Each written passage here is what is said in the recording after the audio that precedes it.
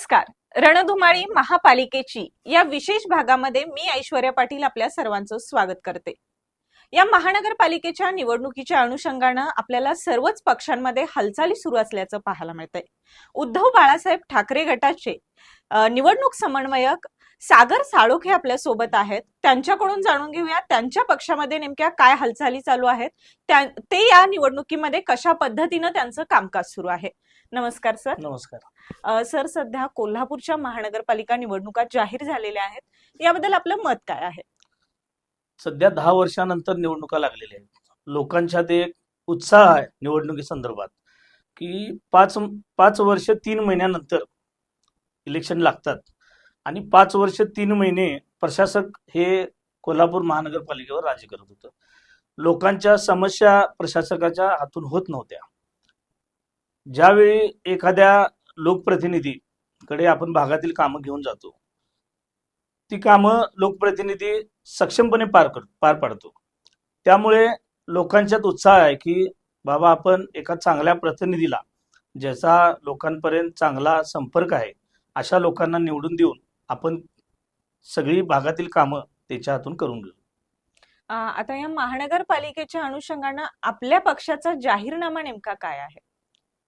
आमच्या शिवसेना उद्धव बाळासाहेब ठाकरेच्या पक्षाच्या जाहीरनाम्यात आम्ही रस्त्याचे प्रश्न असून देत, गटर्स असून देत, ड्रेनेजचा विषय असून दे, कचरा उठावचा प्रश्न असून दे, महालक्ष्मी आराखडाचा प्रश्न असून दे, रंकाळा संवर्धनचा विषय असून दे, पार्किंगचा विषय असून दे, त्यानंतर मूलभूत गरजा असतील भागातील सर्व लोकांच्या, अशा सर्व विषय आम्ही लोकांसमोर ठेवून आमच्या जाहीरनाम्यात आम्ही लोकांसमोर मांडणार आहे. आम्हाला असं वाटतंय की लोक आमच्या जाहीरनाम्याला पसंती देतील आणि 16 जानेवारी रोजी महापालिकेवर महाविकास आघाडीचा झेंडा फडकेल असं मला वाटतं. निवडणूक समन्वयक म्हणून आपली नेमणूक झालेली आहे. एकंदर पक्षाचा सगळा निवडणुकीचा कार्यभार आपण सांभाळत आहात, पण यामध्ये आपणही उमेदवार म्हणून इच्छुक आहात का? आपणही मुलाखत दिलेली आहे का? हो, मी प्रभाग क्रमांक 7 मधून इच्छुक आहे आणि मी पण परवा मुलाखत दिलेली आहे.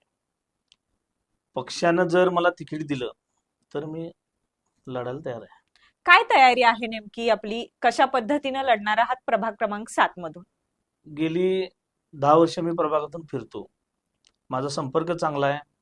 लोक माझ्याकडे कामं घेऊन येतात, कामं करतो आम्ही आणि लोकांच्या जीवावरच मी मतदानात उभा आहे आणि मला असा अंदाज आहे की लोक मला निवडून देतील. आता आपली नुकतीच आपली निवडणूक समन्वयक म्हणून नेमणूक झालेली आहे. शिवसेनेमध्ये काम करत असताना, उबाटा गटाकडून काम करत असताना एक शिवसैनिक म्हणून काय अनुभव आहे आपला आणि कशा पद्धतीने आपलं कामकाज आहे? गेली 12 वर्ष झालं मी उपशहर प्रमुख म्हणून काम करतोय. आमचे मार्गदर्शक जिल्हा प्रमुख रविकिरण इंगोले साहेब यांच्या सोबत मी काम करतोय. एक अभिमान आहे की मी त्या व्यक्तीसोबत काम करतोय आणि शिवसेना ही, तसं बाळासाहेब ठाकरेंचं वाक्य आहे की 80% समाजकारण आणि 20% राजकारण, या शब्दालाच म्हणजे ह्या वाक्यालाच आम्ही घेऊन पुढे काम करतोय आणि खूप असं चांगलं वाटतं की शिवसेना ही 300 निवडणुकीपुरती नव्हे तर 365 दिवस आणि 24 तास रस्त्यावर उतरणारी पक्ष आहे. आम्हाला त्या शिवसैनिक आणि पक्षाचा खूप मोठा अभिमान आहे. आता आपण निवडणूक समन्वयक म्हणून काम पाहताय. आपलं कार्यक्रमही जाहीर झालेला आहे निवडणुकीचा. कशा पद्धतीनं सुरुवात झालेली आहे? काय काय सध्या आपल्या पक्षामध्ये चालू आहे? पक्षामध्ये सक्षम उमेदवार आता आहेत. साधारणतः परवा आमच्या मुलाखती झाल्या, जवळजवळ 40 लोकांनी आमच्या मुलाखती दिल्यात आणि मला असं वाटतंय की एक 20 उमेदवार आमचे सक्षम आहेत, निवडून येतील. त्यातले युवा आहेत, काही माजी नगरसेवक आहेत, माजी महापौर आहेत, स्टँडिंग चेअरमन आहेत माझे, आणि असं वाटतंय की चांगल्या सीट्स आम्हाला येतील. मगाशी आपण जाहीरनाम्याबद्दल आपल्या सांगितलं. कोल्हापूरच्या सगळ्यात जिव्हाळ्याचा कोणता प्रश्न असेल तर तो हद्दवाढीचा आहे. त्या संदर्भात आपला पक्ष कशा पद्धतीनं काम करणार आहे? वाढीसाठी तर आमचा पूर्ण पाठिंबा आहे. हद्दवाढ ही झालीच पाहिजे. खूप वर्ष झालं हद्दवाढ आपली रखडलेली आहे. पण आता सत्ताधारी पक्षानं हद्दवाढ करतो करतो, आज करूया, उद्या करूया, असे करत हद्दवाढ त्यांनीच करायची म्हणायचं आणि हद्दवाढला विरोध करणारी पण तीच आहेत. पण आमच्या पक्षाची भूमिका अशी आहे की हद्दवाढ ही झाली पाहिजे. आता आपण सध्या पाहतोय, तुम्ही मुलाखतींबद्दल बोलला, मुलाखती होतात, इच्छुकांची संख्या जास्त आहे. मग ही उमेदवारी देत असताना तारेवरची कसरत होत असल्याचं पाहायला मिळत आहे. आणि एकंदर या सर्वांमुळे कुठेतरी बंडखोरी होईल असं वाटतंय का? मला तर वाटत नाही असं बंडखोरी होईल. कारण शिवसैनिक हा मातोश्रीवरनं जो आदेश येईल तो सर्वश्रेष्ठ असतो. पक्ष जो उमेदवार देईल त्याच्या पाठीमागे ठामपणे उभारून त्याला निवडून आणून महापालिकेत कसा पाठवेल हा शिवसैनिक करेल. आमच्या पक्षामध्ये कोणीही नाराज होणार नाही, कोणीही पक्ष सोडून जाणार नाही, का कोणीही गद्दारी करणार नाही. काय वाटतंय या महानगरपालिकेवर यावेळी? आता आपण महायुती वर्सेस महाविकास आघाडी होणार असं म्हटलं जात आहे. काय होईल? कोणाचं वर्चस्व येईल असं वाटतंय आणि काय येईल असं वाटतंय? आता तुम्ही बघताय की महायुतीचे जे आश्वासन आहेत ते महायुती पूर्ण करत नाही. लोकांचा पण विश्वास आता महायुतीवरनं उडलेला आहे. माझं असं ठामपणे मत आहे की महाविकास आघाडीची सत्ता ही 100% महापालिकेवर फडकवेल. आता आपण मगाचपासून महानगरपालिका निवडणुकीबद्दल बोलतोय, पण कुठेतरी त्यामध्ये मतदारही येतोय. मतदारामुळेच ही निवडणूक असते.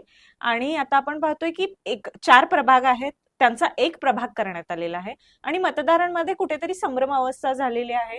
हरकतींमध्येही आपण कितीतरी त्रुटी असल्याचं पाहिलं.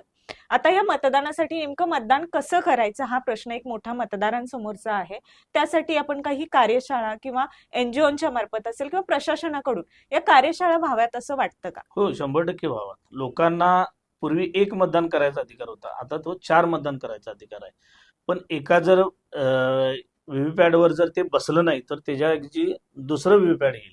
पण लोकांना कळायला पाहिजे की घरोघरी जाऊन लोकांना हे दाखवलं पाहिजे की तुम्ही मतदान कसे करायचे, 4 मतदान करायचं, कसे करायचं, काय करायचं. कारण आताच मी बघतोय की व्हायरल होते पोस्ट, जोपर्यंत तुम्ही 4 मतदान करत नाही तोपर्यंत तुमचं मतदान पूर्ण होणार नाही, असं त्यांचं पोस्ट व्हायरल होते.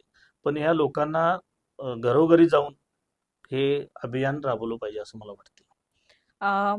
मतदारांना आता आपला सुजाण मतदार तर आहेतच, पण या मतदारांना काय आवाहन कराल? कशा पद्धतीने त्यांनी मतदान आपलं श्रेष्ठ दान म्हटलं जातं, हे दान कसं करावं यासाठी काय आवाहन कराल? मी सर्व मतदारांना आवाहन करीन की अशा माणसांना तुम्ही निवडून द्या की जो खरोखरच लोकांच्या संपर्कात आहे, आपली कामं करू शकतो, फंड आणून सगळ्या गोष्टी तो सॉल्व्ह करू शकतो. मी लोकांना एवढं आवाहन करेन की तुम्ही पैसे ला बळी पडू नका. तुम्ही एका चांगल्या माणसाला निवडून द्या जो खरोखरच सर्वसामान्य. रणधुमाळी महापालिकेची या विशेष भागामध्ये आपण आज उबाटा गटाचे निवडणूक समन्वयक यांच्या मार्फत उबाटा गटामध्ये चाललेल्या हालचालींबद्दल माहिती जाणून घेतली. अशीच प्रत्येक पक्षातील माहिती जाणून घेण्यासाठी पाहत रहा TV नेक्स्ट मराठी. धन्यवाद सर.